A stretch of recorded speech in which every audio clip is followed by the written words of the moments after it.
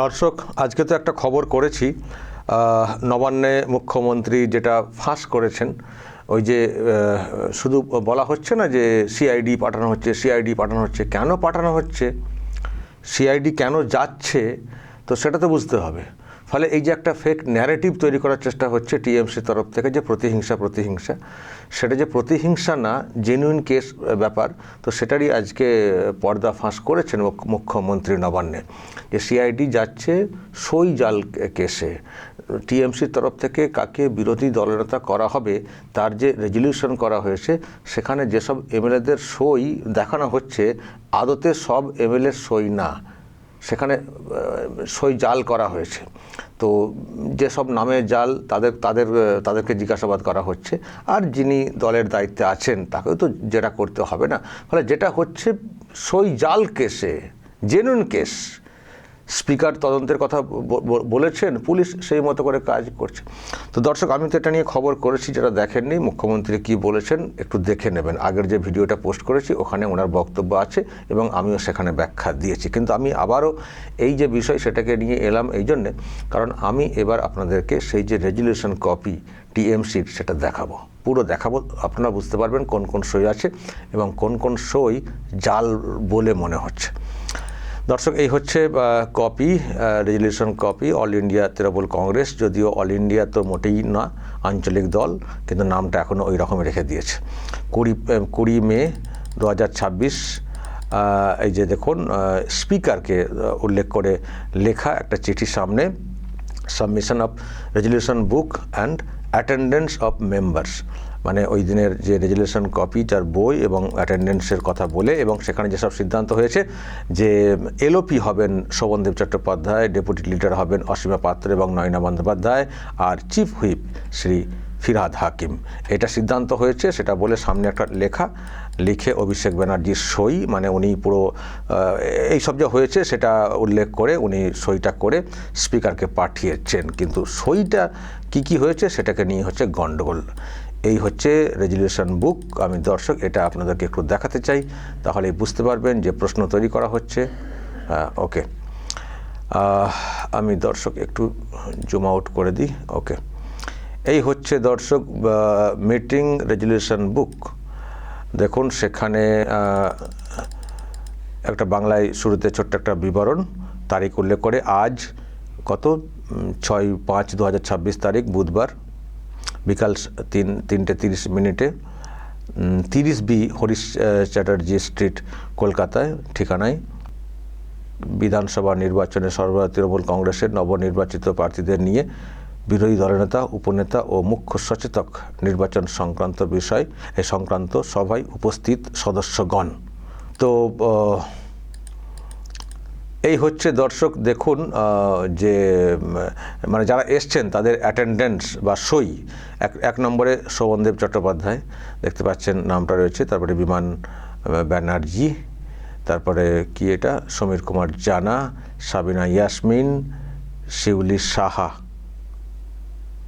আচ্ছা দর্শক, এখানে সিরিয়াল নাম্বারটা দেখুন তো, 1 থেকে 1 2 3 4 5 কোথায়, ডাইরেক্ট 6 চলে এলো, 5 নেই, তার মানে সংখ্যা তো এমনিতে বেশি দেখানো যাবে, 7 8 করে আছে। ওকে, এইরকম সব সইটই আছে দেখতে পাচ্ছেন, পরপর আমি আর পুরোটা পড়ছি না। এখানে হচ্ছে 14 15 এই পাতায়, তার মানে এরপরে 16 থেকে শুরু হবে নিশ্চয়। এখান থেকে 16 কই, এটা 17। আমি যদি আরও বড় করে দেখাই দর্শক, তো 17 থেকে শুরু হয়ে গেল, 16 নেই, ওদিকে 5 নেই, ওদিকে মানে এখানে দুটো গণ্ডগোল, দুটো নাম্বার মিসিং, মানে এগিয়ে দেওয়া হলো। তারপরে 18তে আলিফা আহমেদ, এইসব আরও সব নাম আছে, অসীমা পাত্র, বিধানচন্দ্র মাঝি ইত্যাদি। এই হচ্ছে দর্শক সব নামটাম। কিন্তু যে প্রশ্নটা তৈরি হয়েছে যে এখানে সিগনেচার করা হচ্ছে, কে এসেছেন কে আসেননি, কিন্তু সেখানে আমি যদি পরের পৃষ্ঠাতে আসি, এই যে বলা হচ্ছে যে অ্যাটেন্ডেন্স হচ্ছে সিগনেচারের ব্যাপার আছে, তো সেখানে সব বড় হাতের ক্যাপিটাল লেটার্স। তো সেখানে এই যে কি এটা, সুভাষিস দাস, চন্দ্রনাথ সিনহা, দীনেন রয়, এই যে এমডি বাহারুল ইসলাম ক্যানিং পূর্ব, নয়না বন্দ্যোপাধ্যায়, তো এই যে মানে ক্যাপিটাল লেটারে সব সই, ক্যাপিটাল লেটার আবার কিসের সই হয়? এমএলএরা জানে না কীভাবে নাম লিখতে হয়, সিগনেচার করতে হয়?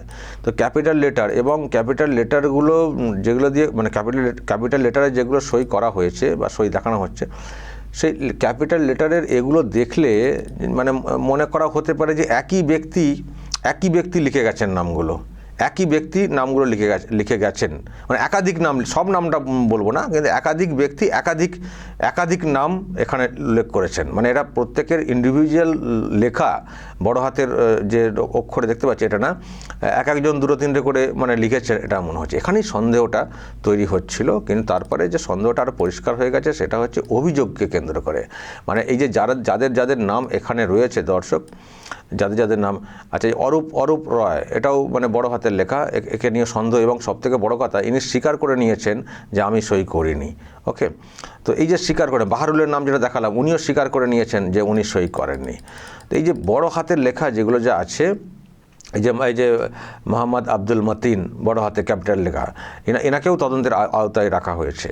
মানে যাদের নাম এই বড় হাতের লেখা আছে তাদেরকেই সন্দেহের আওতায় আনা হয়েছে এবং সেই মতো করে তদন্ত চলছে। সন্দীপন সাহা 61 নম্বর দেখতে পাচ্ছেন, সন্দীপন সাহা ইনি এই ঋতব্রত ব্যানার্জি 60 এবং 61 এই দুজনেই কিন্তু অভিযোগটা করেছেন স্পিকারের কাছে যে আমরা যেটা দেখানো হচ্ছে রেজলিউশন, সেখানে অ্যাকচুয়ালি আমাদের মানে সকলের সই না, সই সব জাল করা হয়েছে, ওনাদের অভিযোগের ভিত্তিতেই কিন্তু এটা চলছে, তদন্ত চলছে। তো দর্শক এই হচ্ছে কপিটা আমি আপনাদেরকে দেখালাম, যে দেখুন ক্যাপিটালে লেখা, অনেকে যেমন ধরুন লিখেছেন, যেভাবে সই সিগনেচার হয় সেইভাবে অনেকে লিখেছেন, যেটা দেখলে মনে হয় যেন মদন মিত্র লাস্টে আছে। তো ঠিক আছে, এটা এইভাবে হতে পারে, কিন্তু ক্যাপিটালে লেখা সিগনেচার এমএলএ হয়েছেন তারা এইভাবে কেন করবেন? আর তাও আবার তারা বলছেন যে না আমরা তো করিনি। যাদেরকে সন্দেহের আওতায় আনা হচ্ছে তাদের মধ্যে অনেকেই ইতিমধ্যেই 3 জন তো স্বীকার করেই নিয়েছেন, অনেকে হয়তো আবার স্বীকার করতে চাইছেন না দলের কাছে ভয় বা কোনো কারণে, কিন্তু তার মধ্যে 3 জন স্বীকার করে নিয়েছেন যে এটা আমাদের সই না।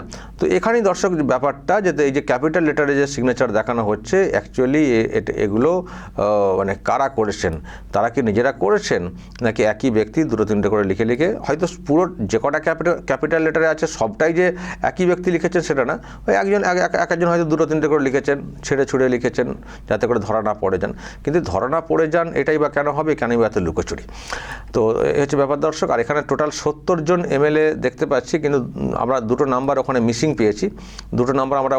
পেয়েছি। আর এখানে যেটা লেখা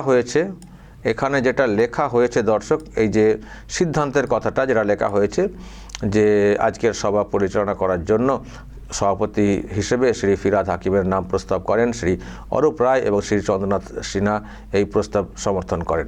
তো এখানে অরূপ রায় প্রস্তাব করছেন, অরূপ রায় নিজে সই করেননি, মানে অদ্ভুত একটা ব্যাপার না? উনি তো সিআইডির কাছে স্বীকার করেছেন যে না ওটা আমার সই না, তাহলে এখানে প্রস্তাবক হিসেবে কী করেই বা হলো? খুব অদ্ভুত ব্যাপার। তো এখানে প্রস্তাবের ব্যাপারটা হয়েছে। তারপর ওই যে নির্বাচন যেটা ব্যাপার, বিরোধী দলের নেতা হিসেবে মানে শোভনদেব চট্টোপাধ্যায়, তার নাম প্রস্তাব হয়েছে, সমর্থন হয়েছে, যা হয়েছে, অসীমা পাত্র, নয়না বন্দ্যোপাধ্যায়দের ব্যাপারটা এরা করে একটা রেজলিউশন কপি তো লিখতে হয়। তো সেটা এখানে এই যে লিখে বলা হয়েছে যে এরকম একটা সিদ্ধান্ত হলো, এবার দলের তরফ থেকে পাঠানো হবে স্পিকারের কাছে বলে দর্শক যারা পড়তে চান পড়ে নেবেন। তো এই হচ্ছে রেজলিউশন কপি। এখানে ফিরহাদ হাকিমের নামটা আছে লাস্টে, কিন্তু এই টোটাল কপিটা যিনি একেবারে পাঠিয়েছেন দায়িত্ব নিয়ে তিনি হচ্ছেন অভিষেক ব্যানার্জি। তার সই আমরা যেটা দেখাচ্ছিলাম দর্শক, তার সই রয়েছে এখানে লাস্টে, এই যে অভিষেক ব্যানার্জির সই। ফলে অভিষেক ব্যানার্জিও দায়বদ্ধ, তিনি এইরকম একটা রেজলিউশন কপি পাঠাচ্ছেন স্পিকারের কাছে। তো তিনি 20 তারিখে পাঠিয়েছেন, ওটা 6 তারিখে হয়েছিল। তো ফলে তারও একটা দায়বদ্ধতা আছে। তো সেই জন্যই তো অভিষেক ব্যানার্জিকে ডেকে পাঠানো হচ্ছে, যেটাকে নিয়ে আবার অনেকে অনেক প্রশ্ন তুলছেন। আবার অভিষেকও যাতে না যেতে হয় সেই জন্য বাড়িতে শুয়ে রয়েছেন, হাসপাতাল ভর্তি নয়নি, বাড়িতে সিলিন্ডার নিয়ে শুয়ে রয়েছেন, সেলাইনের বোতল নিয়ে। আর অক্সিজেন সিলিন্ডার নাকি জানি না, দিদিমণি বলেছেন, মানে ওনার পিসিমণি বলেছেন বাড়িতেই হাসপাতাল করে দিয়েছি, হাসপাতাল ভর্তি নেয়নি। ভর্তি কেন নেবে? ভর্তি হওয়ার মতো কিছু না, ডিম ছুঁড়েছে, ডিমে আবার কি আঘাত হবে? তার আবার কি ভর্তি হবে? একটা সাবান লাগবে, একটা সার্ফ এক্সেল লাগবে, ওর আবার কী চিকিৎসা আছে? তার নাকি প্যান 40 দিয়েছে, ব্যথার ওষুধ, ব্যথার না গ্যাসের ওষুধ, আর কিছু পেন কিলার দিলেও দিতে পারে, অ্যান্টিবায়োটিক দেখছিলাম কিছু একটা রয়েছে, ব্যাস এটুকুই। কিন্তু অ্যাকচুয়ালি উনি যেতে চাইছেন না এই মানে মোকাবিলা করতে। আজকেই ওনাকে ডাকা হয়েছিল, ভবানী আসেননি, 15 দিন সময় চেয়েছেন। তো বুঝতে পারা যাচ্ছে যে উনি কতটা ভয় পেয়েছেন এই বিষয়ে। আসলে ফেঁসে গেছেন, পুরো ফেঁসে গেছেন। কারণ সই জাল স্বীকার করে নিয়েছেন। তারপরে যে নাম্বারিংটা যেটা আমি বলছিলাম, এটা ওখানে বলা হচ্ছে না, 70 জন ওখানে দেখানো হচ্ছে। ওখানে আমি দেখছিলাম লেখা আছে 70 জন এসেছিলেন আর 10 জন আসেননি, তার মধ্যে 8 জন নিজের বিধানসভা এলাকাতে কাজ করছেন আর 2 জন অসুস্থ। কিন্তু দেখা যাচ্ছে সিরিয়াল নাম্বার 70 জন না, সই সমেত এরকম জাল সই মিলিয়েও 68 জন। ফলে এখানেও 2 জনকে জল মিশিয়েছেন, মানে গোলমাল পাকিয়ে দিয়েছেন। দেখবেন এই পুরো রেজলিউশনের কপিটা পড়ে শেষের দিকটা 70 জন উল্লেখ করে দেওয়া হয়েছে ওই সিরিয়াল নাম্বার ধরে। ফলে এই যে এত গোলযোগ কারচুপি ধরা পড়ে যাচ্ছেন না, সেটাই আজকে কোনো রাগঢাক না করে যখন পুলিশের বিরুদ্ধে অভিযোগ তোলা হচ্ছে, সিআইডির বিরুদ্ধে অভিযোগ তোলা হচ্ছে, মুখ্যমন্ত্রীর বিরুদ্ধে অভিযোগ তোলা হচ্ছে, মুখ্যমন্ত্রী ডাইরেক্ট বলে দিচ্ছেন আমরা কোথায় করলাম, আমরা তো জানতামই না, আপনাদের দলের এমএলএরাই তো বলেছেন, সেই মতো তদন্ত হচ্ছে। এমএলএ বলেছেন সেই মতো তদন্ত হচ্ছে, আর তদন্তে নেমে অনেকে স্বীকার করে নিচ্ছেন যে না আমরা সই করিনি, তো আমাদের কী দোষ? তো ফলে দর্শক, এই হচ্ছে ব্যাপার। আমি যেটা বলছিলাম যে এখন তো আবার ওই 2 এমএলএ ঋতব্রত বন্দ্যোপাধ্যায় এবং সন্দীপান সাহা যারা অভিযোগ করেছেন স্পিকারের কাছে, তাদেরকে দল থেকে বহিষ্কার করা হয়েছে। কেন দলকে না বলে কেন স্পিকারকে বলেছেন? আমি দেখছিলাম কুণাল ঘোষ খুব চিৎকার করছেন, দলকে না বলে কেন স্পিকারকে বলেছেন? দল তো ওই রকম, দলকে কি বলবে? এটা কি মানে অনিচ্ছাকৃত ভুল? এ তো টোটালটাই করা হয়েছে, জাল করা হয়েছে, ইচ্ছাকৃত করা হয়েছে। দলকে বলি কি করবে? দলকে বলতে গেলেও তো মনে হয় তখন সেদিনই কোপে পড়ে যেতেন। হ্যাঁ, এত বড় কথা, দলের বিরুদ্ধে এত সাহস, দলকে সে জন্য বলেননি, বরং অন্য জায়গায় বলেছেন যাতে পরবর্তীকালে ওনারা না ফেসে যান। কারণ ওনারা সই করেননি, ওনাদের সই দেখানো হচ্ছে, পরে বিতর্ক হলে বলবে আপনারা বলেননি কেন? বলে তারা বলে দিয়েছেন স্পিকারকে। আর দলকে বললে কী লাভ হতো? দল তো জেনে বুঝে এটা করেছে। অ্যাকচুয়ালি যে সংখ্যাটা দেখানো হচ্ছে, সবাই আসেননি দর্শক, সবাই আসেননি। এমএলএরা কেউ আসছেন না এখন কালীঘাটে, ওই টালির চালার পাঠশালাতে কেউ আসছেন না। তো সেই জন্য কালকে দেখেছেন তো, কালকে মাত্র 20 জন, তারও কম, 80 জনের মধ্যে 20 জন আসছেন না। সুতরাং নাম্বারটা বেশি করে দেখাতে হবে, না এলে তো আছে, তো সব ভুলভাল সই করে দিয়েছেন। তো সই করলে মানে ওরকম হবে, জাল সই করলে হবে, তো ভেবেছিলেন যে কেউ দেখতে পাবেন না, তো ব্যাস ধরা পড়ে গেছেন। এখন যে ধরা পড়ে গেছেন, এখন চিৎকার চেঁচামেচি, কাতরানো ছটকানো এসব চলছে। লাভ কী হবে? লাভ কিছুই হবে না। যেটা হবে শাস্তি হবে, সই জালের যে শাস্তি সেটা হবে। দর্শক বলুন, আপনাদেরকে তো আমি দেখালাম পুরো তালিকা, আর কোনটা সন্দেহ হচ্ছে? এই যাদের এমএলএ হিসেবে সই দেখলেন আপনারা, যে যার এলাকার তো আপনারা হয়তো দেখেছেন আগের সিগনেচার, একটু মেলাবেন তো এই সিগনেচারগুলোর সঙ্গে। আপনাদের এলাকায় যখন আপনারা নিশ্চয়ই এমএলএর সিগনেচারের কিছু প্যাড, যারা নতুন একদম তাদেরকে হয়তো পাবেন না, কিন্তু যারা পুরনো বা নতুন হলে যারা অন্য জায়গায় সই করেছেন, সেই যে সিগনেচার তার সঙ্গে মেলাবেন তো, মিলছে কিনা। আপনারাও তাহলে দেখবেন ভুল ধরতে পারবেন, কতগুলো জাল আছে সেটা বুঝতে পারবেন। দর্শক বলবেন যা বলার, এবং নজর রাখবেন আরামবাগ টিভিতে।